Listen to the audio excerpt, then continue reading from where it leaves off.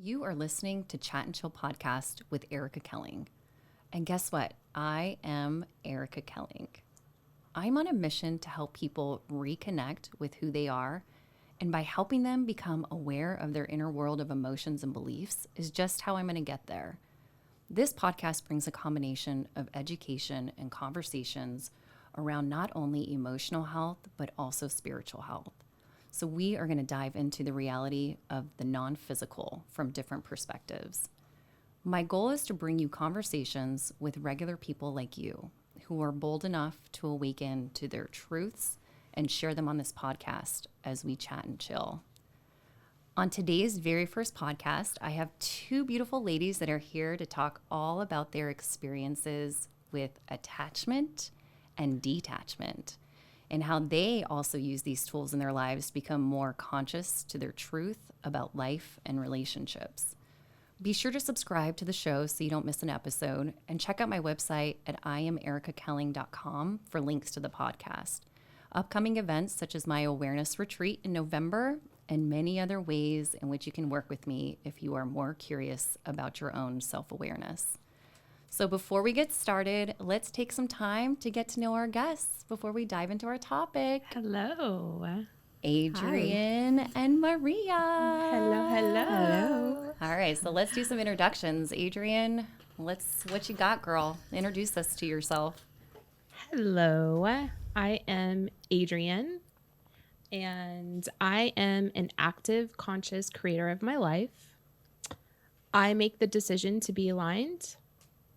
I know that I use my unique perspective, my present moment power, and positivity to accomplish connection, freedom, love, and growth. And in doing so, I am living my balanced and my authentic life. I am Adrianne. I am a vibration of energy. I am also a wife, a friend, a daughter, and I am a mother. And thank you so much for having me here. She is real, y'all. She's real. All right, Maria, what you got, girl? I'm Maria. I am a seeker of truth, adventure, spirituality. I'm a mama to two beautiful kids. I'm a wifey. I'm an entrepreneur. I'm a business owner with my family. She's a bad bitch, girl. She's a bad bitch. The tamale store, shout out. Yes, get you some tamales, please. And I'm just a seeker of all things powerful, supernatural, phenomenal, and I'm here to share that with the world. Yeah, so Adrianne and Maria and I had a breakfast not too long ago, when it's been a while since we had caught up, but we always talk about this. So during our breakfast, we started talking about attachments. And I think the question that had come out was, Maria, what are you learning about yourself right now? And she started talking about her attachments. And I was like, we started having this beautiful conversation with mimosas, which chat and chill time. We definitely have our champagne. But that's what kind of started this. So I said, oh my goodness, will you guys be my first guests on my very first podcast? So that's how this all essentially has come to be. And so today we're going to talk about how do we utilize attachment and detachment, and how does it work in our lives? Because I love having these conversations with both of you, because we all do it differently, but we are also getting to the same point and growing at different rates. And then as we come together, it's just awesome to be able to share that with each other. So this is like my favorite thing ever, just because we are constantly, as we're moving through our journeys of life with our being these spirits in this human form, we're constantly attaching and detaching. So what I want to know a little bit more is, what do you guys consider, like, what does attachment mean to you, first of all? Adrianne, if you want to, and we'll just kind of rotate back and forth and just chime in as we just keep going. So Sounds good. Attachment to me is really a connection point with someone or energy, essentially, that can have a control over you. Like, there is a level of control, and in that control, there's reactions that can happen. And being attached, whether it's emotionally or energetically wise, sometimes it's willingly attached and willingly go with the flow, which I think I'm pretty good at. But there are some instances where that attachment, it's going upstream, and you feel it, like there's an attachment to this because I feel like I'm being pulled in a direction that I don't want to go. And Resistance. that resistance. And so that's kind of what attachment is to me. It's that kind of control that is not my coming from me. It's the outer beings, whether it's a relationship or a vibe. But yeah. How about you, Maria? To me, it has many different faces, I believe. We can see attachment as codependency, addictions, fears, triggers, anger. You can be attached to an outcome, the past, the future, the present. It can hold you back, or it can heal you. But there's just so many different forms of attachment, and it's what you choose to label it as. But there's healing in every part of it, and there's growth behind it. So when you recognize it, that's when the growth is happening. The awareness. Yes. Of the attachment. Yes, and that's when you're ready to move forward. When you know you're attached. When you know, okay, that's where I'm at. I need to grow. I need to learn. Love it. Okay, so quick question then on attachment, because I know that when I'm attaching to different things, like sometimes I think it's the judgment within myself that says, okay, I'm attached. Why is this happening to me again? Right. Like, what are my patterns? Like, why do I keep living this same pattern? I felt like I already dealt with this, you know? So I'm constantly like, there's a judgment that I place on the attachment. So I guess my question would be, how are you guys attaching to certain things, and like, are you allowing them to be, or do you kind of feel the same? Like, do you know what I'm talking about? Like whenever you're judging yourself because this is happening again in my life, or this is, it just doesn't feel good when I'm aware of my attachment. So then that's when I tend to spiral, is because then I'm like, okay, I've attached to this, something is here. I know that I'm learning it, but as I'm in this like gook of the learning phase, I'm like, not myself. I'm just like, I don't know. I'm just like not the Erica, not the energetic person, which I don't have to be all the time. But at the same time, like, how do you guys find yourself being aware of it and then being okay with the awareness as you're moving through it? I think it takes a lot of work to be fully aware when you're in it, because a lot of times people are in an attached mode and they don't see themselves. They see themselves more as a victim mode, or this is happening to me. He's doing this to me. You know what I mean? So to get to that awareness mode takes a lot of healing on your end. You know what I mean? No, that's right. I mean, that is the healing. That's the healing part of it. Now, I did put some definitions here that I got from Wikipedia, just so our audience team can understand. Attach to something, when we look at Webster's dictionary, is to bind or to bring oneself in association with, or to join or to fasten to. So it makes sense that when we attach to things, we're constantly attaching and detaching. But why do you think we attach to certain things? Adrianne, when you find yourself attached to something, why do you think there's attachments? I think it comes from a place of good intentions, and it can be subconscious in some ways, but I think it can be very blinding, and it comes with good intentions. Like, I'm not attaching to something that I know is a piece of shit. It's like I'm attaching to it because I believe there's something with that attachment that is helping me, or I want to have fun, or I want to, go along with the ride. And it's only until that awareness piece kicks in, which doesn't always come easy, doesn't always come instantly, but it's only that awareness piece where you even realize it's attachment. And so it can be very deceiving in some ways, because you are living a life and you're doing it, with free will that you think you have. And Exactly, that you think you have. Right. Keyword, ding, ding. Or you're comfortable in that state of Yeah. attachment because that's your comfort zone. yeah, it's like You the know, it's brain like- patterns are Right. established, and You that's don't know. It's scary getting out of it. It's Yeah. scary leaving the relationship. It's scary, leaving that job that you're attached to, or those fears or those traumas. It's scary yeah. because then you have to really work on yourself. The unknown. The unknown is scary. The unknown is where we move into that field of your walls go up, because you're right. Like, as long as we're comfortable doing it, we're going to Right. constantly continue to do the same thing, continue the same patterns. The moment that you break that pattern of attachment, or you decide to detach from it, which we'll get into detachment here in a little bit, but when you decide to detach from something, that fear of FOMO for me, I would say, of like, okay, I don't have this anymore. But what I've learned about attaching and detaching for me is that the moment I let it go, if I am attached to control and I let it go, I have more control.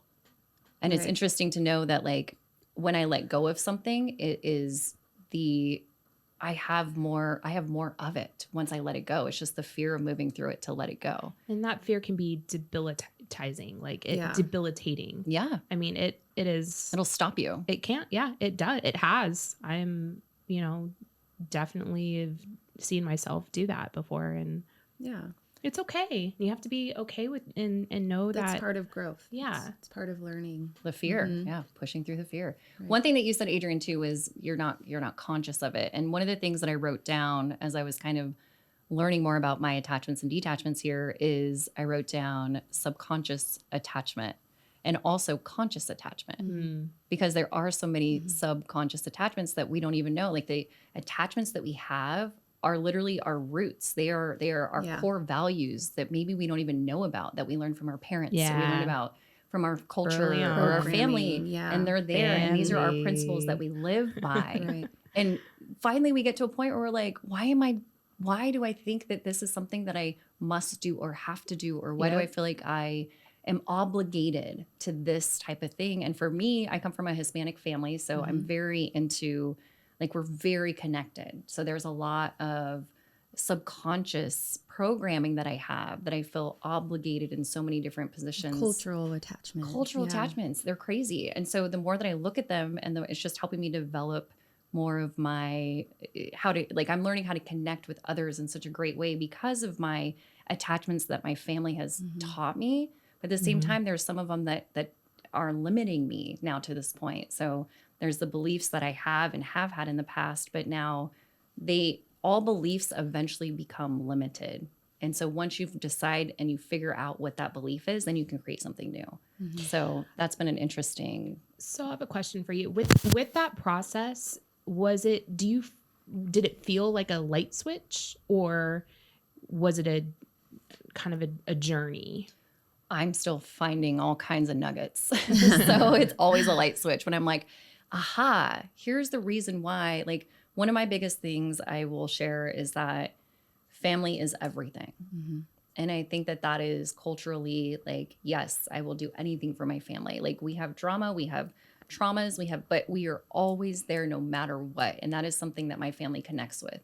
At the same time, it's like, well, family is everything. So if that is my true core value that it used to be, then like, what does that mean? Like, what does that mean to me now? Like, I have my own family now. And plus I have my, my family that I grew up with, and my brothers and my sisters. Plus I have another family with my girlfriends and my friends. And I have a community. The definition of family. So yeah. So it's like Yeah. the role that family, or the structure that I have built from the family is everything, is tremendous for the growth that I want for my business, because that is how I want community, and community is structured off of my concept of family. But I've had to evolve that. And I think that was the hardest thing, because for me, family was just like exclusive. It's an exclusive pod. But now as I'm venturing out of the exclusive, like, I'm branching out to community. Like, a family has turned into community, and it's like, we don't have to be DNA. We don't have to be this. Like, it's now Right. everyone who feels this vibe is welcome. Everyone is here. So it is all family. So that has worked for me. But to answer your question, they're all ahas for me. Aha. Why do I feel exclusive? Why does this feel, why am I not allowing more? Why am I not expanding it out? Or why is, so it's just looking at the principles of attachments that I've developed at a young age unconsciously, but now they're becoming conscious. So it's not, I don't have to like uproot and get rid of it. I'm just evolving the idea of what I already know to be true. Yeah. Yeah, when you make that conscious decision that I'm going to be on a path of healing and awareness, the ahas just keep flowing, you know, and you just keep healing and opening yourself up to more and more. So it's beautiful. And so this is interesting too, that I want to get your take on. So as you're learning about yourself and you're learning about your attachments, tell me about the coolest thing when it comes to like watching other people do it as well. Because as you learn more about yourself, you have more self-awareness, you see it in other people. And so you start realizing that like they're having their own self-awarenesses, but at the same time, like when they're projecting on me, when they're like using me as their mirror, like I've had to learn to detach from their attachments because it's not healthy for me sometimes to take on their pain, take on their suffering, to take on like their stuff. So how are you guys seeing that with even people around you? Or like, can you observe other people's attachments now that you observe yours? Absolutely. Yeah, I see that with my family daily. There's definitely a lot of karmic attachments and trauma attachments from childhood, and it keeps coming up as adults. And they're carrying this load and baggage of pain that they can't let go of. And it affects their daily lives. It affects, you know, their decisions. And I can see that. And when they mirror it on me, or they, you know, throw it on me, or whatever, you know, however they send it off to me, I can tell it's coming from a place of pain and wanting to let go and surrender it, but they're still holding on tight.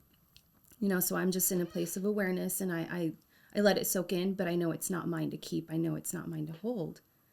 So just being aware and present and being there for them and not getting triggered or angry, you know, is my response. Just sending them love. The moment you take it personal is the moment you're taking it on. Yeah.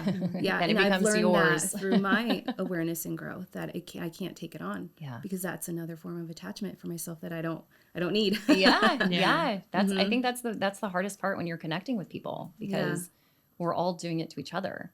And so when we feel fear from somebody else because of their projection, or we feel defensive, or we feel there's like, you're wanting to fight for your understanding, and like, no, I didn't mean that. Like, this is not, you know, when you take it personal and decide to like fight for your right to be understood, then you're in the mix, and then you essentially you're taking it on yourself. You're taking it on. So Adrianne, how would you, I mean, I know that you, like, with your conflicts that you've been involved with and attaching and detaching, how do you know when it's your shit and when it's their shit? So I think for me, maybe when I was younger, I definitely could fall victim to the drama of someone else's attachments and projections onto me. I think somewhere in my 20s, I really developed a perspective that, and I didn't know what to call it, but ultimately it's detachment, where I did not go into the drama. I think high school, certainly so. We're young, you know, when my best friend is getting bullied, like, oh, we're all backing her up, you know, like someone talked shit to her, you know, they talked shit to all of us. So you get involved. But somewhere in my 20s, I stopped getting involved with my community, my family's baggage. And not that I didn't recognize that it's like sad. And I think I'm an empathetic person in the sense I can like watch someone go through their attachments. But in my perspective, it just makes me feel sad for them. Like, I just feel that they're in pain. And maybe that didn't mature more until my 30s, but it was around my 20s, I think, when my parents got divorced, where I literally had no control.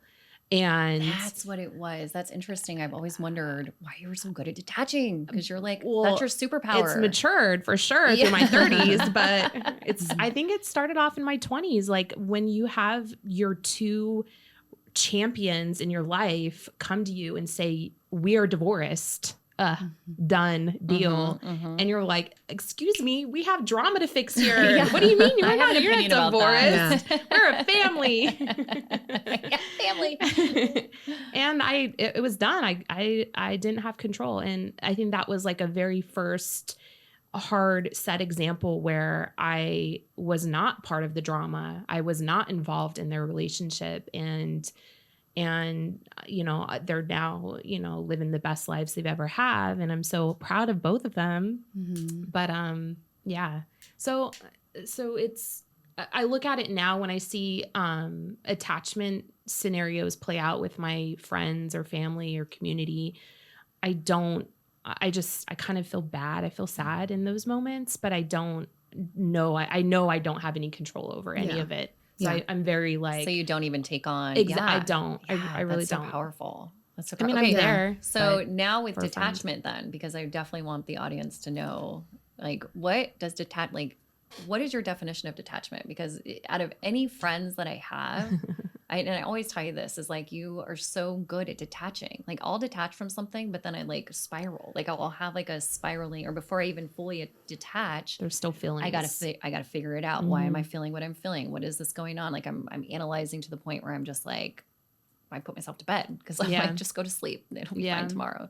But like, you are such a good detacher of, you can just move forward and move on, and it just like nothing seems to bother you as much. So what would you say your definition? We'll kind of talk about what does detachment. We'll move into detachment now. Yeah, the definition of detachment to me, I think it's very personal to everybody.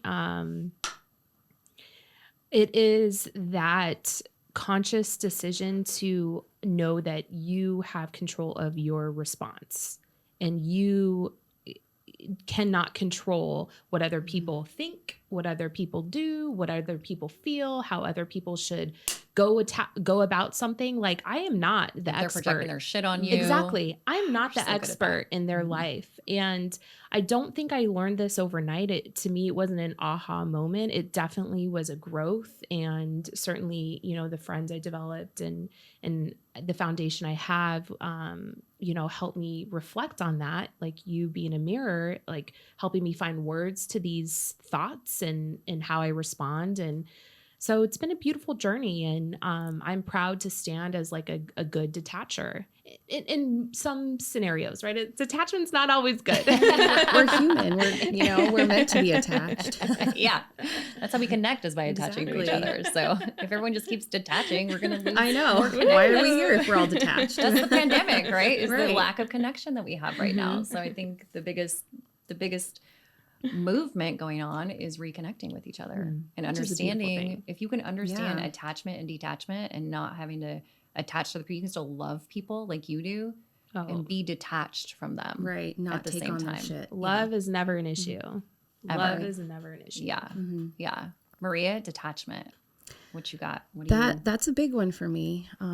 'Cause for a long time I was the fixer in my family, the one that made it all better. I took on all of my family's attachments and pains and sufferings, and that's who I was. I was the fixer. I fixed my family. I tried to help them heal. I tried to change them. I mean, not necessarily change them, but just show them their power, who they were. And I think they were my teachers, because they taught me to surrender that and let go, because I can't change anyone. Because nobody's broken. Nobody's broken. It's not my job to fix anybody. So I pulled away, and I kind of just let it flow and let go of all of their traumas and everything they carried. And I always knew it wasn't mine, but for some reason I always felt like I had to help them. And something happened in my 30s where I was just like, this isn't mine to carry anymore. This isn't my baggage. This isn't my pain. And I just let go, and I've been incredibly detached. And sometimes it's a little too much for me. Like, I'm like, why am I so detached? Do I have feeling? Like, what's going on? You know what I mean? I'm floating away. Like, it's not that I don't care, but I'm just like. Exactly. Like, I see all this around me, and I feel like I'm like the eye of the tornado, or whatever it's called. Yeah. And I just see all of this going on around me, all this pain and suffering. And I'm just like in the center, and I'm so detached from it. And it was definitely an experience I went through that changed my whole trajectory of life, that I thank God every day for, because that showed me my true power, my true potential. And since that moment, I've realized like the only one I can change is myself. The only one that I have control of is myself. And in doing that, I've been an example to my family. And Hell yeah. yeah, and I've shown them like you can't change others, but you can change yourself. You can change the way your outlook is on life. You can change the way you perceive your projections, your everything on life. And if you change that, your path to healing is even more incredible. You know, when you let go of all of that pain that is no longer yours to carry, you learn from it and you let go and you grow. And that was just huge for me. And that created this state of detachment, which is beautiful, because I feel like I don't carry any more of that shit. Yes, no, but you can still be there in love. I can be there. I can love. I can guide. I can help, but it's not mine anymore. So I will read the Webster's dictionary. Detach here means to separate, to disengage or withdraw, or having little or no emotion towards something. Yep. Which is interesting because detachment, like Adrianne, you were saying, can be catabolic or it can be anabolic. Because now the awareness is, okay, yes, so we all attach and detach, but are we detaching because it's a fear? And so now it's becoming a defense mechanism and we're pushing it away and we're disengaging because we don't want to look at it. Right. Or have we done the work and it is the detachment becomes an unattachment, which unattachment to me means that is essentially you're mastering detachment because you're unattached from the emotion, but you can still have that engagement. You can still have that connection with someone and still be detached from them, which is unattachment. If you're detached from someone because you're fearful or because it's your own insecurity that you don't want to look at, that's, I feel like, where we start suppressing. I feel like that's when the emotion does come up to look at it. That's where I think a lot of humans, and especially clients that I work with and people that I do talk to, that's the part that as an awareness coach, that's where I'm bringing them to, is like, that's the emotion. The emotion, you can label the emotion as catabolic and anabolic and leave it there. If it feels good, look at it. If it doesn't feel good, let's look at that too. But if you're looking at it and if you get to the point where you're not even looking at it and you're essentially just suppressing it or disengaging, or like, that's the awareness I think that a lot of us are moving towards, because I find myself too, when an emotion comes up, if I'm just like quickly to just push it aside, that's my cue of being like, why am I pushing this aside? I felt something. My body is giving me this signal. What am I doing with it? Am I disengaging from it because I'm unattached, or am I disengaging from it because I'm triggering? And it's a fear that a subconscious fear, an unconscious fear that is there, an unconscious programming that is there for me to look at. So, and I know, Adrianne, you have this, like the detachment. I want to know more about like whenever are you becoming more aware of when you're detaching because you're fearful at this stage in your life, since you're such a master detacher? Like, because you are, how are you balancing the two and understanding or becoming aware of like, oh, I'm disengaging because I don't even want to look at it, or I'm disengaging because I'm happy and because I wanna want be to up feel here. happy. So therefore, it's a combination of both. Some parts of that can be very subconscious for me. In the sense where I may quickly think about it, but not necessarily give it the words. It's more of that feeling, and it really is a combination of all of that to me. And I don't necessarily think that I've processed, every bit of my detachments. I'm certain I haven't. I think there's some big ones you're that not I dead. have. You're gonna have them. You're always gonna attach and detach. Yeah. I think one good example of where I believe I really did take the time to do the work was with the miscarriages. And even though like it very, very, just raw and heavy, and you just stick to finding that better feeling And it wasn't in a way where I wasn't looking at the situation that was happening around me. It was in a way of where I know I don't feel comfortable being miserable. So I know I'm finding those happy levels and shooting for those happy moments. But it didn't take away from the fact that I did look at how painful and shitty and tough and just heavy and raw and all those things. But you just keep, doing the work and just say, you know what? I don't want to feel shitty and heavy and raw and just in a blur. I want to feel happy. Well, what makes me happy? Maybe it's not thinking about this topic. Maybe it is. I don't know. Like maybe I'm thinking about my future baby, or maybe it's, thinking about nothing and none of that and just listening to music and zoning out. So, but then there's other little detachments that I know I can have during my day where I probably don't do a very good job looking at it, with relationship to our children and, taking their waves. So it's all of it. All of it's good stuff. Always. Right. Yes. Yeah. Always part of the growth. And a lot of things too I think one of my biggest things is like the attachment to something. What I've learned, and I've asked this question about my patterns. My pattern, I'm very curious what your guys' is. If you think about that, my pattern has always been conflict, and it's mostly coming from the toxic masculine. So I have a lot of brothers. I have, I grew up in like the masculine environment. I have no sisters. It's always just been like this masculine environment.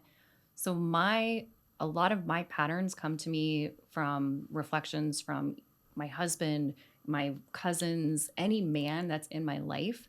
There seems to be this like pattern of reflection of a control, manipulation, some type of conflict. So that always comes up for me. What I've learned about my attachments from that recently too, which has been very helpful for me, is that I will stay attached to this topic because there's still something that I'm learning from it. So whether it's coming from, and now as I just got chills down my spine when I said that. So now as I attach or I feel what I'm feeling and someone's reflecting that to me, I now find myself as being more of the observer of it rather than being in it. And so as I'm the observer of it, I'm able to see the attachment for what it is and be appreciative for the attachment versus being like, oh, I'm here again and here's my judgment and why am I dealing with this again? I thought I dealt with it and I healed it. I thought I was healed from this bullshit, but I'm still feel the control and the manipulation or whatever it is that's still coming from childhood shit. But at the same time, now my perspective is that when I find myself attached to something, it's because I'm still finding clarity. So the more clarity that I'm trying to get, I haven't finished getting more clarity. I'm still having those repetitive patterns and I'm still getting more clarity out of them to evolve from them so that I can have a podcast and talk about it. And hopefully people can learn from it. So I'm curious, what are you finding about your patterns right now? Like what would you say your patterns are, Maria? That keep being reflected back to you? Definitely the masculine energy also for me. That was a pattern that was programmed into me when I was little to feel sorry for my father, to feel sorry for him when he would mess up. So it formed into an attachment of like, he would screw up, he would do this, he would do that, and I would feel sorry for him because he would put us through that pain of like, I'm so sorry, I messed up. He would cry, forgive me. Suicidal tendencies, forgive me, please, the anxiety. So I realized that I had this pattern of when a male in my life would mess up, I would immediately want help, or I would immediately want to be like, okay, how can we fix this? What's wrong? Instead of stepping back and saying, no, you fucked up. What's happening here? Let's look at it. Let's see what you did, But it was always like a triggered like feeling of like sadness for me, okay, I feel sorry for you. How can we help? So I started realizing that wasn't, and I would think, okay, maybe I'm just a really forgiving person. Maybe I'm just a very sensitive person. And then as I became an adult, I realized, no, that's manipulation. That's what that word is, manipulation. So I was definitely attached to the outcome of helping, fixing, healing somebody that was just manipulating me. And I realized that pattern at an early age, and I started getting myself out of it and realizing I'm no longer giving my power to this person. I'm taking back my power, and that helped me heal tremendously. And I see myself doing that sometimes still when there's, a male figure in my life who screws up or does something. And then my first instinct is to feel sorry for that person. But then I step back and I say, okay, hold on. That's your red flag to look at it. Yes, it's always my red flag to step back and say, okay, is it me or is it the person? What am I projecting? What are they projecting? What am I not seeing? And that's where the healing process starts. And I see like, what's my connection to this person? What's my attachment to this person? And what do I need to heal? And when I do that, I realize that the relationship either goes away and I stop talking to that person, or it gets better in a new way. You know what I mean? Yes. So when I do the internal healing, the outer world changes. My perception of life is completely different when I do the inner work. Yes. So when you recognize the pattern, that's when you can heal. And that was big for me. That's awesome. So, yeah. Yeah, because you're absolutely right. It's the work on the inside that reflects everything on that the is outside. on the outside is reflecting everything that is on your inside. Absolutely. So if you're living a world of chaos and turmoil fear and it's going on around you, Yep. that's a self-awareness that you probably should look at on the inside. Right. Say, what's happening in here that's reflecting, why am I perceiving my reality to be the way that it is? Right. That's a huge topic. I love that you brought that up. Adrianne, what about you? What are patterns that you feel like keep coming around that you're just getting more nuggets from? Well, you tell me, is it, remind me again, what's wounded feminine? Because I believe my patterns are around that, where it's that sense of like, I want to be supportive and be that matriarch, and it's all comes to to me, the mother. Is that wounded feminine, or like wounded feminine be more like, so toxic masculine is like the greed, control, manipulation, but wounded feminine can also be in the same aspects where it's coming from your feminine energy. It's also your feminine energy of, and Maria, I know you like chime in on this too. Wounded feminine of just being like victim mode, or utilizing that martyring, using your femininity to victimize yourself. To victimize yourself. Yeah. Well, and that is something that I have learned about through this ELI session, that it's a energy leadership index. We'll talk about that as well. It's awesome. I learned that I have that level 1 victimhood. And so it is, I guess, described as wounded feminine. And it probably comes from someone really close to me who I love so much. And always does. being around, growing up with this awesome person in my life. And I take on some of those characteristics where it's like, oh, it's out of my control. The world's against me. I just need to sit back and they'll do what they do. And that can kind of be disguised as detachment, but really it's not, and so I believe that is a pattern in my life where that is where I go to in order to bounce out of it. That's could be considered a coping mechanism. But it's that pattern of just kind of shelling down, shelling in, and, reflecting that I can't control other people. But in the same time, I'm taking that more victim stance and not, I'm tied to it. I'm in control. I'm attached, essentially. And recognizing those moments and trying to snap out of it. Yeah.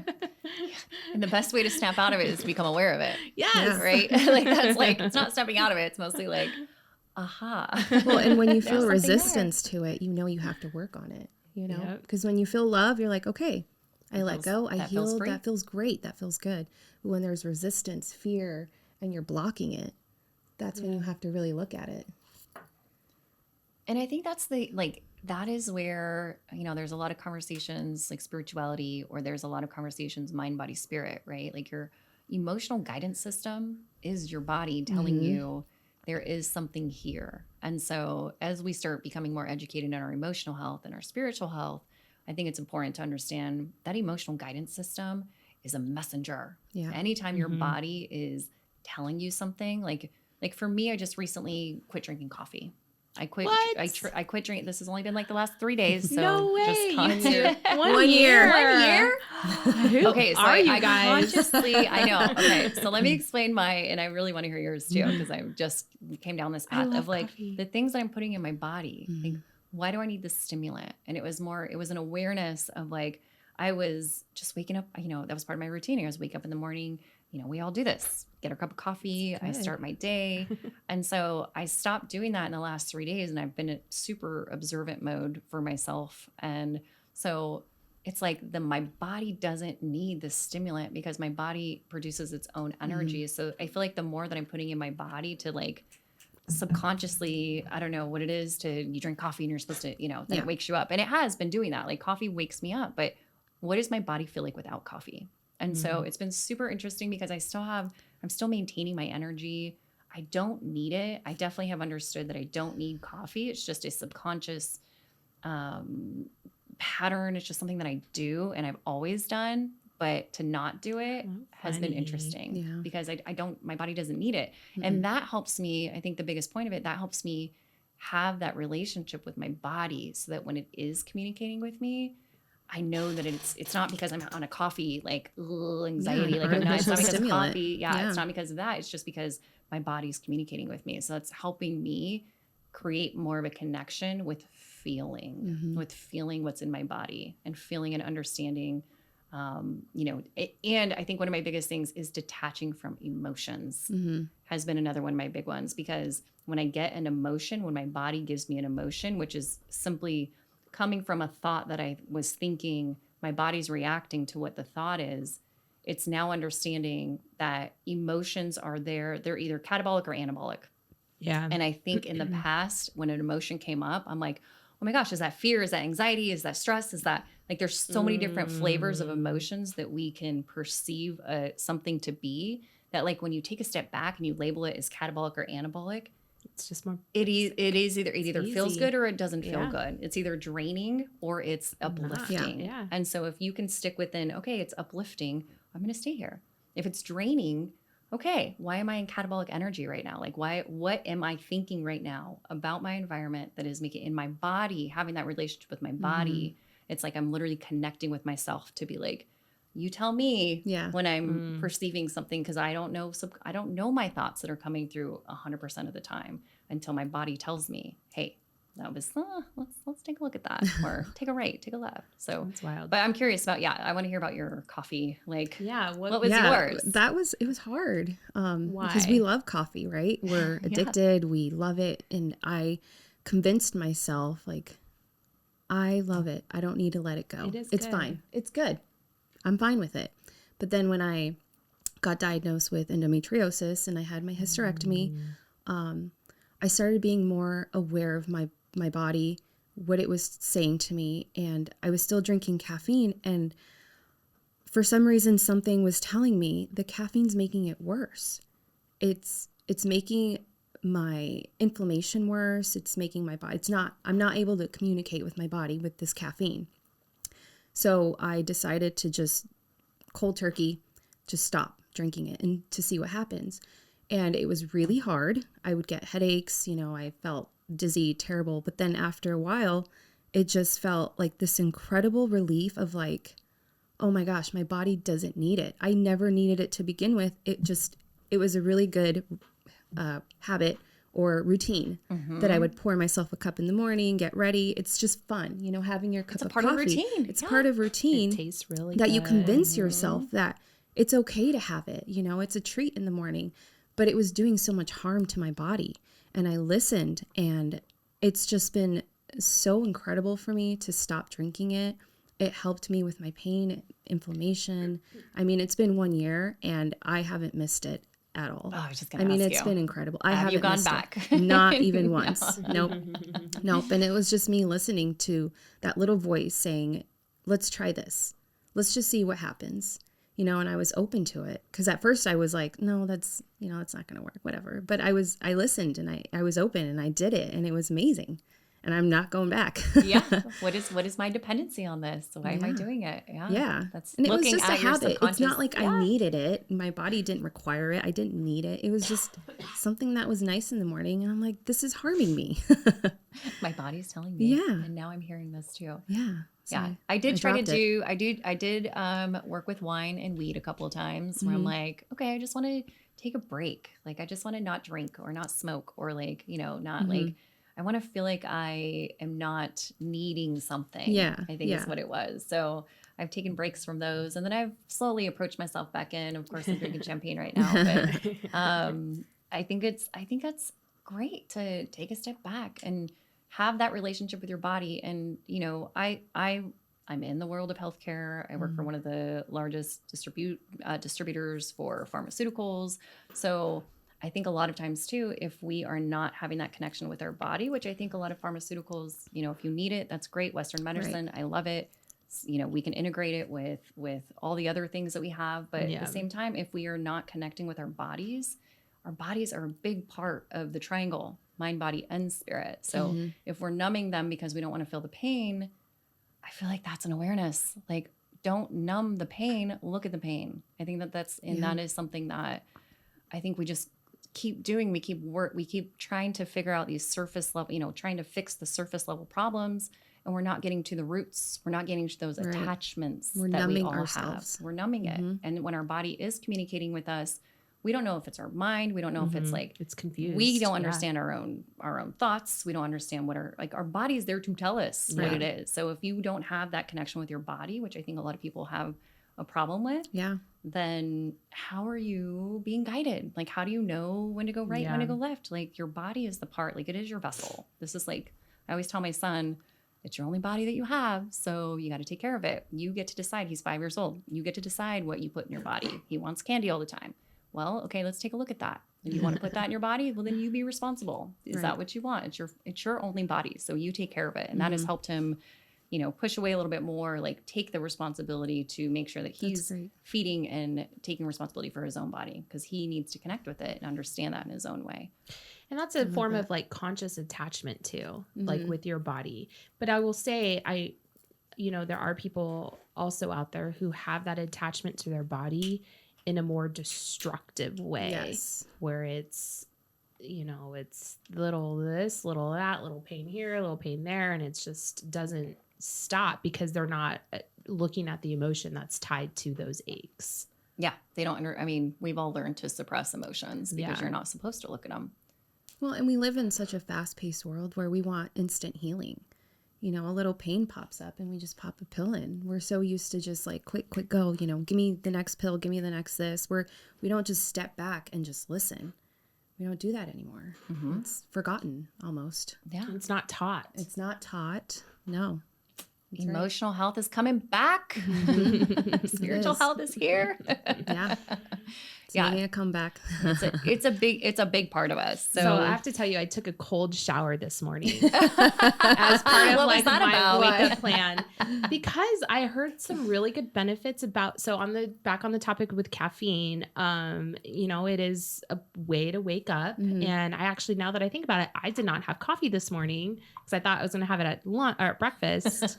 But I did take a super, super cold shower. So after I took a shower, I flipped it over to cold and I stood in there for 2 minutes and I was frigid and freezing, but I woke up I got out of there and I was alive. I was awake. It was so awesome. I just heard some like good benefits of just doing like cold, there's like a bunch of the cold plunge. What's that? Biofreeze. Biofreeze, yeah. Cryotherapy. Yeah. Oh, yes. I heard. Yeah, cold showers. How about that, guys? Don't drink coffee, but take a nice cold That will connect you with your body for sure. Because you're like, what is happening? I'm used to hyper aware. I was so cold. So what I know, Adrianne, you've been connecting with your body.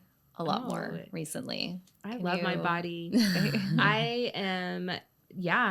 Body was never, I was trying to think. I was wondering if my mom would walk around naked or not. I think she was like free to show her boobs around. Like, I don't think she was embarrassed of her body, but I didn't see the full blown nudity. And I walk around nude with Grace, my daughter, and I'm just like want to be an example of just There ain't no shame it in is this what game. it is. There like ain't no shame in this game. And not to say that it didn't come with like work. I'm sure I know, in high school you just are thinking these horrible things about yourself, and you look at the mirror and you just are comparing and contrasting and want this, want that, but now it is just like let it be.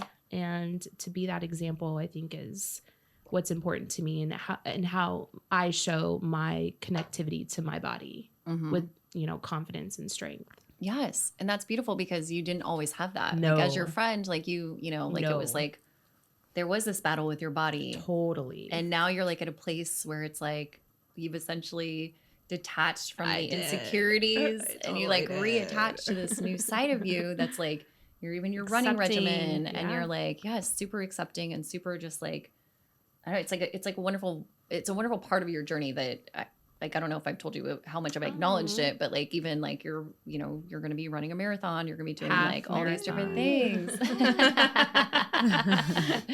all these wonderful things. No, it is interesting with, when we talk about the body, because having a son too, it's like, I still do walk around naked. He makes fun of my thongs, which is really funny. He's talked about the string to his teacher before, which I was like, oh no. But he brought it up to his teacher. And I was like, oh man, okay. But he is, I don't know. I'm like, what age, like, I don't want anyone to feel ashamed of their body or the nakedness or the beauty of the feminine or the masculine. And he walks around and he will hide his pee-pee. Like he will walk around and be like, out of like I don't know where it comes from, but it's something that we have like built into us. Right. And as I've been learning about, like, I work with energy coaches to understand where my chakras are blocked and understand like, what's going on. And some of my recent work that I've been doing is understanding more about sex and like, why is sex like not talked about as much? Why are we not walking around naked as much? Like, why are, so it's like, I've had an awareness of how much, like, I'm very, like, I feel like I'm a sexual person and I'm confident and I have all these things. But whenever I actually looked at it, there's things from childhood that, like, not only my sexual trauma, but also like growing up with brothers, having my first period, like growing boobs for the first time. Like I had a brother who hid all my underwear because they were thongs at one point. Like, so it was like shame, like it was like a natural shaming of my body, of me as a woman, of me as like, don't wear bras, don't wear panties, don't wear, like hide yourself. I think my boobs were called Tic Tacs. My brothers would just like talk about my Tic Tacs of them growing. And I didn't realize how much subconsciously all of that played into when I started looking at my sexuality and how much of it, like, I know I'm a sexual person, but I suppressed myself to a certain point and I didn't really know where that came from until I started realizing, why am I having this, like, what's this thing with my body? And then I started looking even around me of being like, okay, wow, our society even hides the idea of sex. Like okay, there's plenty of porn out there and it's there, but is that realistic? Like, is that's a realistic, like, if, and we also, when we talk about sex, like in my high school, it was the fear of sex. Yeah. It was, if you had sex, you'd get pregnant. It was all about STDs. It was like, abstain from sex. And so all of my cultural beliefs about sex and my body have been like, shame, shame, shame. Don't do it. Don't do it. If you do, there's consequences. If you do, there's fear. In my hometown, you either got pregnant, you got on drugs, or you like played sports. So it was like, okay, well, I'm definitely not going to have sex then. I'll try a couple of these things, but I'm also going to maintain my sports stuff. Yeah. So, but it's interesting to the body. Like, I think we kind of got in the conversation about the connection with body, mind, body, and spirit, and having that awareness of everything. So, and that is also attaching and detaching to the things that keep coming up for us and keep like, that you just keep understanding about yourselves, and not only yourself, but like our society and how much programming we have just from our cultures, from our society, from mainstream media. Like, I think everyone right now is going through this, we hear about being woke or awakened or whatever that is. It really, Right. like, honestly, it's like self-awareness is really what it is. So if we're all becoming self-aware and we can all help each other become more self-aware, and like, Hell that's yeah. I feel like that is the specialty. Like, that's what I'm bringing to the world, is understanding, helping other people to understand their own self-awareness. So as a self-awareness consultant, every time I talk to someone or have this like conversation, it's like, well, tell me about you. Yeah. Like, where does that come from? What are those attachments that Right. you have that maybe you're not aware of, that you would like to unattach from and maybe reprogram? Yep. Like, if you're aware of it, then you can look at it. What did you say? Look at it, let it go, grow, or I don't know. You had like surrender. so, Yeah, whatever it was. but you got to look at it first, so that way you Yeah. can look at it, and then if you don't like it, then you can change it to something different. But you can't change energy if you don't look at it. If Energy you don't doesn't look and energy doesn't go away. aware. But you can redistribute it once you understand it. So We're completely control. We're always in control, and we don't realize that. That's our We feel like the power. outer world is in control of us. that's what we've been taught to yeah. believe. But that ain't true. Since we were babies. That ain't true. And it's interesting because it's, there's the mind, body, spirit, or soul, and there's that fourth dimension of energy on each of those like levels, there's detachment, attachment to these absolutely. various different things, and that's the fluidity, and that's like the growth component. What do they say? You make diamonds out of pressure, and that conscious pressure where you look at something and decide what next, where do I want to take this? What energy do I want to put this on? What attachment do I have or detachment to my body do I have in this one topic? It's just layered. And I think that's also can be why patterns can show up, because it's that same attachment, but there's just different levels and layers. Different ways you can look at it. Yeah. You have different filters. Well, that you those can see layers through. too could also be karmic layers that you bring on from past lives or past experience that you just keep carrying, and and it Yeah. comes over. We're all And onions. yeah, we're all onions. And we're Just breaking trying to find karmic ourselves. patterns Karmic patterns all around yeah. us. Yeah, they Bring keep 'em on, repeating karmic themselves, patterns. and then eventually in this life or whatever life, you're like, oh, that's why I'm the way I am, or that's why I have this connection to this person, or I can't let go of this person. Yeah. I feel a very karmic attachment to my son, like extremely, and I know there's history with him. For sure. I'm trying to learn that Any one. past life stuff Oh, yet? very past, yeah, very much past life. So, yeah, We got to interview him. yeah, oh yeah. We'll get the kids in here. He's a powerful little guy. We got some powerful children that we Yeah. are not suppressing. No. So look out, world. Here we go. Well, one more thing. So I want to just ask this, and as we're going to start coming to a close here, but one thing I want to ask you too is, like, when you figure out that you're detaching from an attachment, how long does it take you to come around to that? Like, because I know it's different the way you do every single attachment detachment, right? It's not like sometimes it can be like a quick turnaround. Sometimes it can take years, months, like forever, for people, you can get stuck in an attachment and then not even understand how to detach from it. But I guess that question is, how long, when you're aware of something, do you come back to it? Does that make sense? Yeah. Like, when you become aware of it, then, like, what is your process? That would be a good question, because I think that's what stemmed our first Right. breakfast conversation of, like, what's your process of it? Like, when you become aware of it, do you put it on the shelf and then you still stay maintained, right, in your present moment? Yeah. And then you come back to it? Or do you disengage from it altogether? And then if it comes up again, then you look at it? Or, like, what's your processes for attaching and detaching, would you say? I think there's a level of attachments for me, different levels. The most difficult ones have taken years for me. Those are some that I wouldn't say still come up. I've learned to heal them, but they've come up less, and those did take years. Those are some pretty rooted family attachments that I've worked very hard to get through. What kind of work? So a lot of spiritual healing, a lot of coaching, Reiki energy. But what I found, what I realized was that I was looking outside of myself for the longest time. So when I was deep in these traumas, I was trying to find people to help me. I was going to coaches, healers, crystals, whatever was outside of me.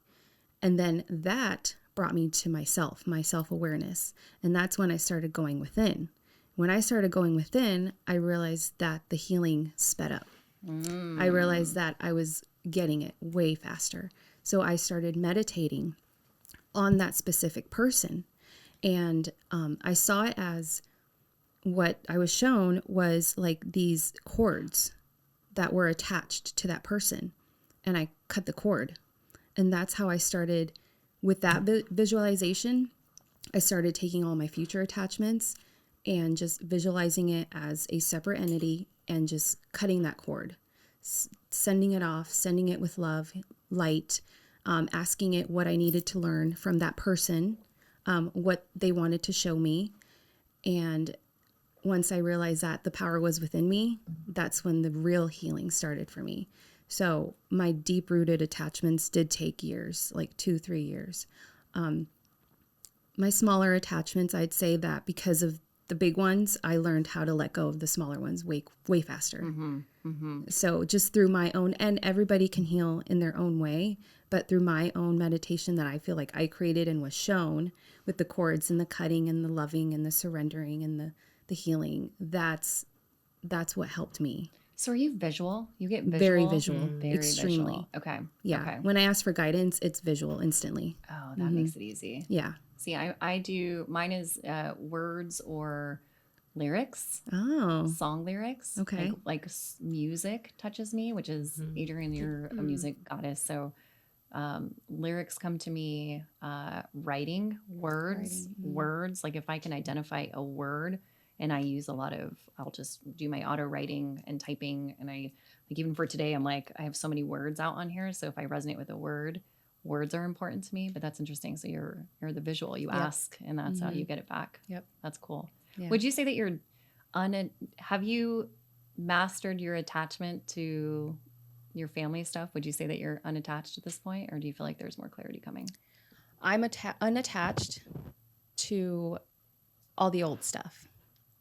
So bring on the new. So bring on the new. But now what I realize is that I don't get attached anymore. I get triggered. And when I get triggered, I can heal it real quick. Yeah, because you're aware. So it's not attached anymore. I'm not taking it on, but I'm like, why am I pissed off right now? Yeah. What is this? What am I seeing? Something's reflecting about Something's me reflecting. right now. Why is she making me mad? Why is he making me mad? And then I just step back and I look at it, and then I realize, oh, this isn't mine. Or, okay, now I know why I'm mad. And then I just give myself that space to heal. I don't engage in it. I don't label it. I don't try to have conflict with that person. I just step back and let it just flow. And I love that you've taken it, like the way that you described taking it inward. Yeah. And then asking yourself, asking your higher self for help. Right. Because that's your support system. Right. Like you have it all around you, but you also have it within you. Where Right. it's like, show me what it is that I'm learning right now. Just get to the point. I know. I'm ready. Come on. I've done a lot of work. Yeah, shall we? you've seen me do a lot of work. I'm ready for this next one. Adrianne, what about you?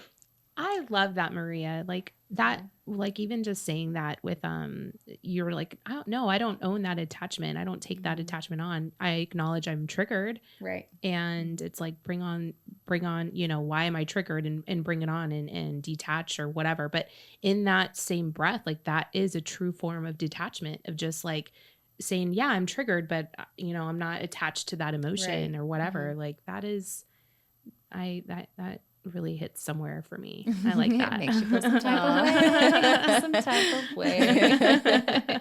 How do you, Adrianne, how do you feel like you communicate with your higher self? Like what's your process? I think my process definitely develops, but certainly from Abraham Hicks. I mean, she's definitely helped me put concepts in place where it's that power of not focusing on what is, it's focusing on what is coming.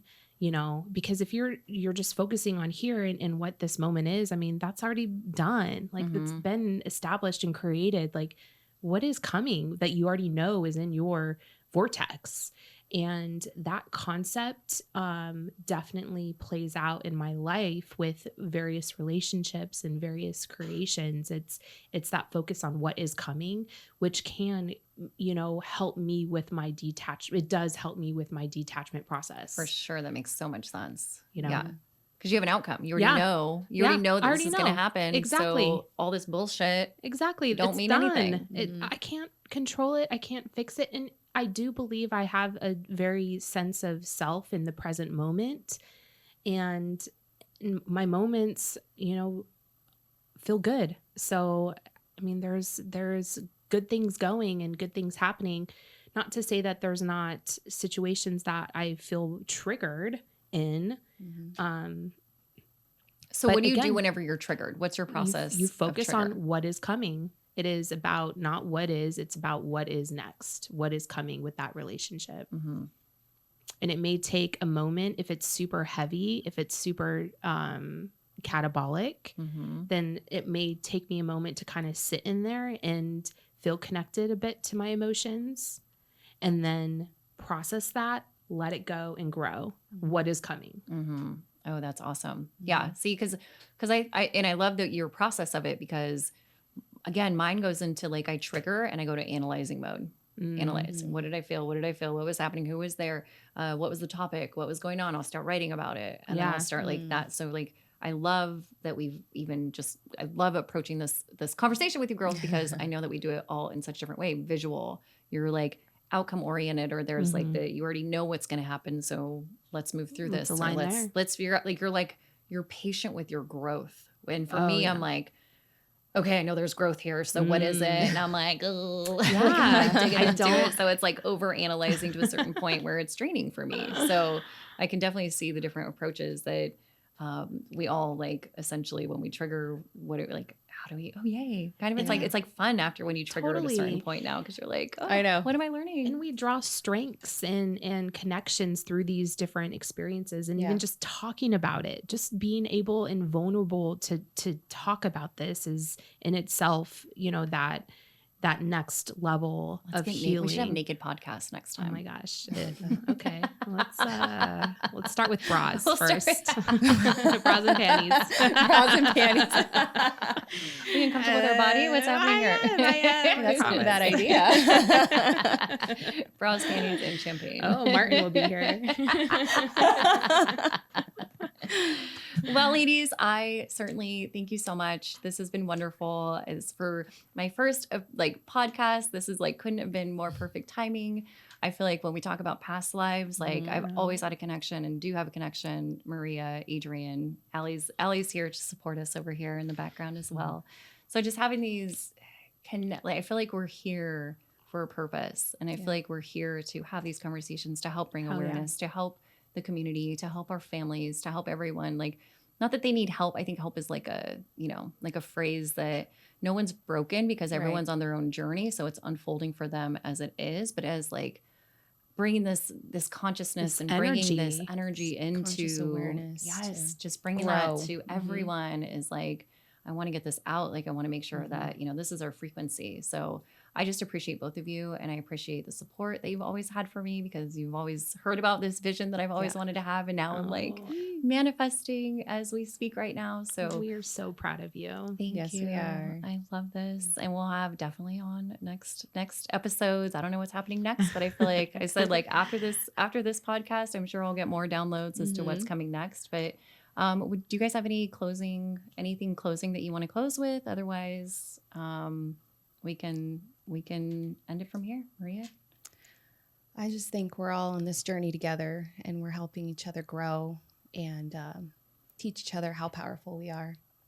So I love you, Mirror, girls. my dear. Yeah. Mirror, Hell my yeah. dear. We're powerful bitches. Yeah. And that's didn't that. stop. On that note, that is a true reflection of the relationship that I think each one of us have with ourselves. Yeah.